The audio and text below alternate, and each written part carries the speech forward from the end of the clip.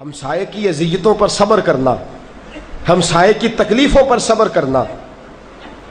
حضرت مالک بن دینار رحمۃ اللہ تعالیٰ علیہ کے پڑوس میں یہودی رہتا ہے، اس نے کیا کیا، پرنالہ ہی حضرت مالک بن دینار کے گھر میں لگا لیا اور پرنالے پہ بیٹھ کے پیشاب کرتا،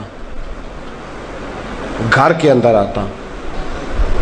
وہ کہتا یہ عمل میں نے 11 مہینے کیا، خیال میرا یہ تھا یہ تنگ ہوں گے، بحث ہوگی، تکرار ہوگی، بڑا کچھ ہوگا، اور جب اختلاف بڑھے گا تو میں اس مسلمان کو بھگا دوں گا۔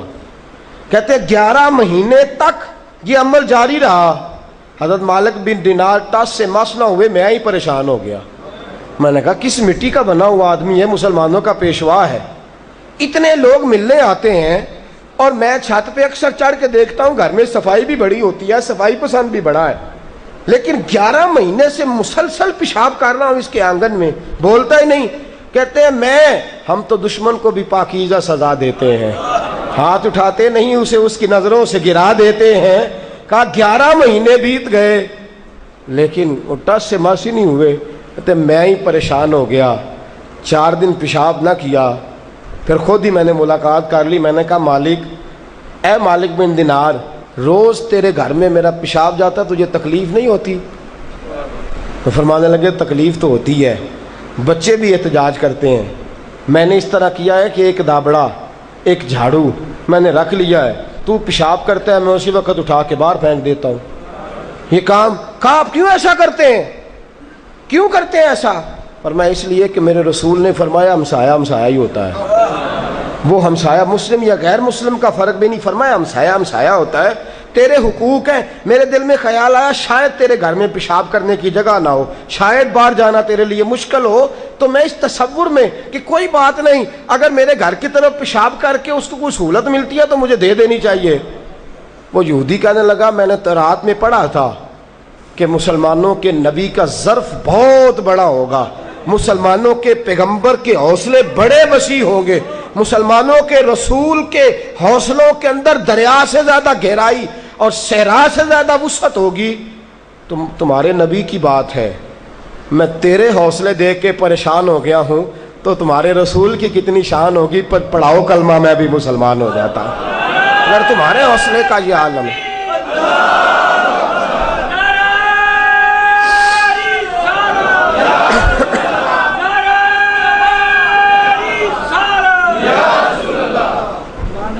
کیوں نہیں، کیا خیال ہے؟ ہمسایہ پیشاب کرے، دیکھیں نا میں نے بات کر دی، مجھے بھی بات کر کے کوئی اتنی دقت نہیں ہوئی، آپ نے بھی خوشی کے ساتھ سنی، محبت کے ساتھ۔ ویسے کام آسان ہے یہ؟ جی کیا خیال ہے آپ کا؟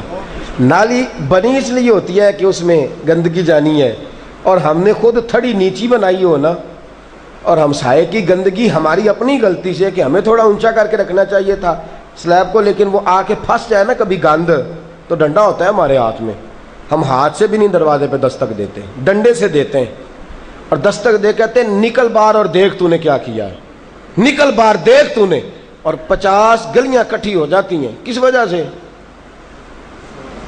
کس وجہ سے؟ ہماری اپنی غلطی سے۔ چاہیے نا ہم تھوڑا سا بھائی ہم ٹھیک کر کے بنائیں اپنے سامنے جو ہم نے بنا رکھا ہے، گاڑی اندر لے جانے کے لیے چیز تو اس کو ہمیں خود جی کرنا چاہیے۔ میرے عزیزوں عجیب معاملہ ہے ہمارا، تھوڑی سی تکلیف پر بھی، تھوڑی سی۔ امام اعظم ابو حنیفہ رحمۃ اللہ علیہ کے پڑوس میں مسلمان رہتا تھا، پر بڑا عجیب تھا، رات کو شراب پیتا، لوگوں کو بلا لیتا، ساری رات گل غبارہ کرتا۔ امام صاحب نے عبادت کرنی ہوتی، بڑے پریشان ہوتے۔ ساری زندگی امام صاحب کبھی دربار خلیفہ کے نہیں گئے، کسی نے شکایت کر دی خلیفہ سے، خلیفہ بڑے نیک تھے کہ امام صاحب کا پڑوسی ہے، امام صاحب کو تنگ بڑا کرتا ہے، اور وہ اکثر پریشان رہتے ہیں پر شکوہ نہیں کرتے۔ خلیفہ نے سپاہی بھیجے، پکڑ کے لے گئے، گورنر صاحب نے قید کرا دیا۔ امام صاحب رحمۃ اللہ تعالی علیہ کو خبر ہوئی، اس نے ساری زندگی ستایا ہے، ساری زندگی اذیت دی ہے۔ امام صاحب گھوڑے پہ بیٹھے اور گورنر ہاؤس سے لے گئے۔ پریشان ہو گیا کہ میں نے تو اتنی بار منت کر کے کہا ہے کہ چند لمحوں کے لیے آئے نہیں، آج خود بخود آ گئے۔ حضرت امام صاحب رحمۃ اللہ علیہ سے کہنے لگا حضور حکم ہوتا، مجھے حکم کرتے میں گھر آ جاتا، تکلیف کیوں فرمائی؟ آپ نے فرمایا یار تو میرے ہمسائے کو پکڑ لایا ہے اور مجھے پتا چلا میری وجہ سے پکڑ لایا ہے. تو شرابی ہونے کی وجہ سے پکڑتا تو شاید میں سفارش نہ کرتا, تو اس کی بدتمیزیوں کی وجہ سے پکڑتا تو میں شاید سفارش کرنے نہ آتا, لیکن میری وجہ سے کیوں پکڑ کے لایا؟ کہ حضور آپ کو تنگ کرتا تھا.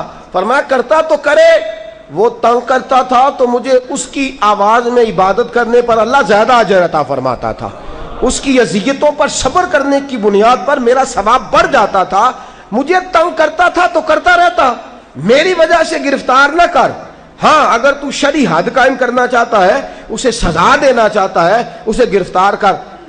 بادشاہ کہنے لگا جی, گورنر صاحب کہنے لگے حضور سزا بھی تو دینی ہے نا, وہ شراب بھی تو پیتا ہے. فرمایا پھر اسے چھوڑ, کیونکہ پہلے جو تو اسے لایا ہے وہ شرابی ہونے کی وجہ سے نہیں لایا, میری تکلیف کی وجہ سے لایا. اسے گھر بھیج, دوبارہ سپاہی بھیج, اور اس کو جا کے کہیں کہ اس لیے گرفتار کر رہے ہیں کہ تو شرابی ہے, اب تو اٹھا کے لا, مجھے کوئی اعتراض نہیں, لیکن میری وجہ سے میرا ہمسایہ قید میں رہے, میری وجہ سے. ہمسائے ہمارے کی لڑائی ہو جائے نا کسی پارٹی سے, ہمارے ہمسائے کی, توجہ ہے آپ کی؟ یہ تجربے کی بات عرض کر رہا ہوں. ہمارے ہمسائے کی کسی پارٹی سے لڑائی ہو جائے, وہ پرچہ کرا دے تو ہم تو جاسوس بن جاتے ہیں, روز دوسری پارٹی کو جا کے خبر دیتے ہیں آج فلاں چودھری کے پاس گیا تھا, آج فلانا اس کے گھر آیا تھا, آج فلاں ہو رہا تھا. بجائے اس کے کہ سپورٹ کرنے کے کہ یار ہم آگے بڑھ کے یا معافی دلائیں اگر غلطی ہے, اور اگر غلطی نہیں تو صلح کرائیں, ہم کیا کرتے ہیں, ہم الٹا فریق بن کے کوشش کرتے ہیں کہ پس جائے نا کسی طریقے سے. تو بہت اچھا ہے, امام صاحب رحمت اللہ علیہ نے فرمایا میری وجہ سے پکڑا تو چھوڑ دے.